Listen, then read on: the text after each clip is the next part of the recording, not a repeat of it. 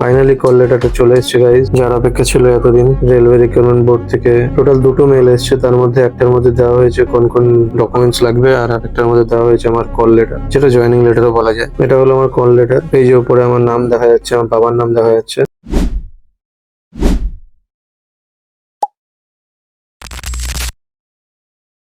এবার এক এক করে দেখে নাও কি কি ডকুমেন্টস লাগবে। ফার্স্ট যে ডকুমেন্টসটা তোমাদের ফিল আপ করতে হবে সেটা হলো হুগলিতে ট্রেনিং বুকিং এর পাস। সেকেন্ড যে ডকুমেন্টসটা তোমাদের ফিল আপ করতে হচ্ছে সেটা ইস্টার্ন রেলওয়ের তরফ থেকে এসছে সিকিউরিটি ডিপোজিট আর কশন মানি। সিকিউরিটি ডিপোজিট তোমাদের ভরতে হবে 4 টাকা, আর কশন মানি ভরতে হবে 500 টাকা। দুটোই তোমাদের ফেয়ারলি প্লেসে গিয়ে ভরতে হবে। ফেয়ারলি প্লেসের অ্যাড্রেস ওরা ঠিক বলেই দেবে। আর হ্যাঁ, আমি বলে রাখি, আমার ইস্টার্ন রেলওয়ে শিয়ালদা ডিভিশন থেকে মেল এসেছিল। থার্ড যে ডকুমেন্টসটা তোমাদের ভরতে হবে সেটা হচ্ছে আসানসোলের ট্রেনিং বুকিং স্লিপ। কোনটা কত কপি লাগবে সেটা তার উপরে ডান দিকে বলা আছে। নেক্সট তোমাদের লাগবে আইডেন্টিটি স্লিপ, যেটার মধ্যে নর্মাল জিনিস আছে ভরার জন্য, আর না পারলে ওরা গাইড করে দেবে ঠিক ডিআরএম অফিস থেকে। এন্ড সবচেয়ে ইম্পর্টেন্ট যেটা সেটা হচ্ছে এই পিডিএফটা। এটার মধ্যে কি কি ডকুমেন্টস লাগবে সব বলে দেওয়া হয়েছে। ফার্স্ট তোমাদের লাগবে অ্যাটেস্টেশন ফর্ম, যেটা লাগবে 3 কপি। সেম ফর্মই 3 কপি জেরক্স করতে হবে। কি করে কি ভরতে হবে না ভরতে হবে সেটা আমি লাস্টে বলে দেবো। নিজের ফিল্ড আপ ফর্মের ছবি আমি দেখিয়ে দেবো। নেক্সট যেটা আসছে সেটা হচ্ছে ইন্ডিপেন্ডেন্ট সার্টিফিকেট। এটাও 3টে কপি নিতে হবে। এখানে 7খানা অপশন আছে, তার মধ্যে যে কোনো একজনকে দিয়ে তোমার সাইন করাতে হবে। আমি এটা সাইন করিয়েছি আমাদের আইটিআই কলেজের প্রিন্সিপালকে দিয়ে। নেক্সট তোমার আসবে ক্যারেক্টার সার্টিফিকেট। ক্যারেক্টার সার্টিফিকেট 2 ধরনের হবে, তার মধ্যে এটি একটা। এটা 2খানা কপি লাগবে, দুটো আলাদা আলাদা গ্যাজেটেড অফিসার দিয়ে সাইন করাতে হবে। তোমার সিগনেচার ওয়ালা ফর্ম আমি লাস্টের দিকে দেখিয়ে দেবো। নেক্সট এই ক্যারেক্টার সার্টিফিকেটটা, এটা দুভাগে ভাগ আছে। উপরে তোমার লাস্ট কোয়ালিফিকেশন যেই স্কুল থেকে বা কলেজ থেকে করেছো সেই কলেজের প্রিন্সিপালকে দিয়ে সাইন করাতে হবে এবং তার সিল দিতে হবে। আর নিচে তোমাকে সাইন করাতে হবে ফার্স্ট ক্লাস ম্যাজিস্ট্রেট বা ডিস্ট্রিক্ট ম্যাজিস্ট্রেট বা এসডিও কে দিয়ে। তারপরে আসবে বায়োডাটা। বায়োডাটাতে নর্মাল সবকিছু ফিল আপ করতে হবে, তুমি নিজেই পারবে সবকিছু, কারোর সিগনেচারেরও দরকার নেই। তারপর আসবে এসিএস ফর্ম। এসিএস ফর্মের মধ্যে তোমার ব্যাংকের ডিটেলস যা আছে সেগুলো ভরতে হবে। এটাতেও কারো সিগনেচারের দরকার পড়বে না, তুমি নিজেই পারবে সব। এটা 2 কপি লাগবে। তারপর আসছে ওথ ফর্ম। এটা তো নর্মাল, শুধু তুমি তোমার নাম লিখে সিগনেচার করবে, বেশি কিছু নেই। তারপরে আসছে এলটিআই ফর্ম। এটা আমাদের শিয়ালদা ডিভিশন থেকে দেওয়া তো হয়েছে, কিন্তু ওখানে দরকার পড়েনি। তারপরে আসছে এভিডেভিট। এভিডেভিট 2 পেজের হবে। এই স্যাম্পল এভিডেভিট দিয়ে দিয়েছে আমাদের ডিভিশন থেকে। আমরা ডাইরেক্ট আমাদের উকিলকে দেখিয়েছি, ও সব করে দিয়েছে, তোমার কোনো মাথা ঘামানোর দরকার নেই। এটা তারপরে নোটারি সার্টিফিকেট আর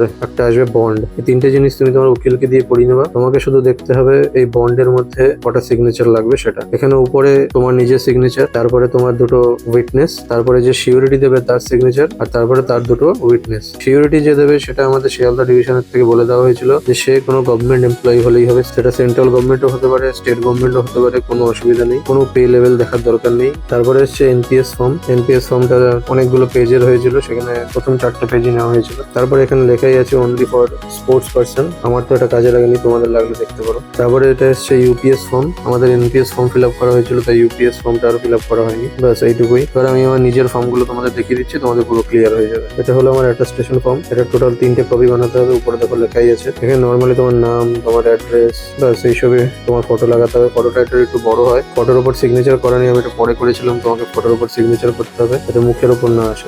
3টে পেজ আছে, 3টে পেজের 3টে কপি করতে হবে। তারপর এটা আমার ইন্ডিপেন্ডেন্ট ফর্ম। এটা আমার ফার্স্ট ক্যারেক্টার সার্টিফিকেট, যেটা আমি করিয়েছিলাম আমাদের ট্রেজারি অফিসার দিয়ে, এসডিও তে যিনি থাকেন। এটা আমার সেকেন্ড ক্যারেক্টার সার্টিফিকেট। এটা আমি আমাদের একটা মেডিকেল অফিসারকে দিয়ে করিয়েছিলাম। এটা আমার থার্ড ক্যারেক্টার সার্টিফিকেট। এটার উপরটা আমি আমাদের আইটিআই কলেজের প্রিন্সিপালকে দিয়ে করিয়েছিলাম, আর নিচে এসডিও যে আছে উনি অ্যাটাস্টেড করে দিয়েছিলেন ছবি, আর সাইনও করে দিয়েছিলাম। এটা বায়োডাটা। বায়োডাটাতে নর্মাল তোমার নাম, বাবার নাম, অ্যাড্রেস এসবই থাকে। তারপরে ওথ। এটা আমার এনপিএস ফর্ম। এনপিএস ফর্ম সবসময় ব্ল্যাক পেন দিয়ে ফিল আপ করতে হবে। কি কি ফিল আপ করতে হবে ওরা পুরোপুরি গাইড করে দেবে, কোনো টেনশন নেওয়ার দরকার নেই। এটার মধ্যে অনেক কিছু থাকবে, কিন্তু সবকিছু তোমার ফিল আপ করার দরকার নেই। ওরা যেটুকুনি বলবে সেইটুকুনি ফিল আপ করবে। এটা হলো মোস্ট ইম্পর্টেন্ট জিনিস। তোমার যা ডকুমেন্টস তুমি এনেছো তার 2খানা সেট বানাতে হবে। প্রথমে উপরের সেটটা দেখো। উপরের সেটটার মধ্যে তোমাকে রাখতে হবে original appointment letter 1 copy, attestation form লাগবে 3 কপি, ক্যারেক্টার সার্টিফিকেট লাগবে যতগুলো আছে, 2 রকমের নর্মাল ক্যারেক্টার সার্টিফিকেট আর একটা এসডিওর ক্যারেক্টার সার্টিফিকেট। তারপর লাগবে বায়োডাটা আর ওথ। তারপর ক্যান্সেল চেকটা লাগবে। তোমার নর্মাল চেকটাকে একটা ক্রস চিহ্ন দিয়ে ক্যান্সেল লিখে দেবে, ক্যান্সেল চেক হয়ে যাবে।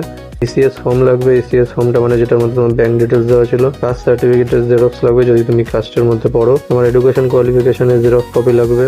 প্যান কার্ড, আধার কার্ডের জেরক্স কপি লাগবে। যেটা এফিডেভিট করেছিল সেই অরিজিনালটা লাগবে। বন্ড পেপারের অরিজিনালটা লাগবে।